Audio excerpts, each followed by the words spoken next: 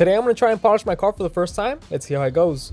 Now the goal is to get it looking from this to that. Now I did get this car from auction, so my best bet is that the previous owner just didn't wash it properly or just didn't wash it enough, and that's why the paint looks really neglected. Now first things first, what you want to do is grab yourself a bucket of water with some Dove soap and grab your water hose, so you start rinsing the car down and washing it as best as you can. Once it's squeaky clean, what you want to do is grab yourself a little clay bar kit. That's going to come with some lubricant and then some clay bars. So go ahead and mix up the lubricant and some water in a spray bottle so you're able to spray it onto the panel, and then grab yourself a little clay bar and start folding it until it gets nice and soft so you're able to use it on the panels. So the whole idea of clay bar in the car is so that you're able to remove any little contaminants that are embedded onto the paint. And once you start to feel the clay bar glide instead of feeling a little rough, that's when you know you're done and you're ready to go on to the next step. So now that we have the paint cleaned up and clay barred, what we want to do is move on to the polishing part, and that's going to be with an applicator pad or an orbital sander. So for the majority of you guys might not have an orbital sander, so what we're going to do is grab an applicator pad, put 3 little dots of polish on the pad, and then start scrubbing away in little circles until you start to see the polish dull and fade out onto the panel.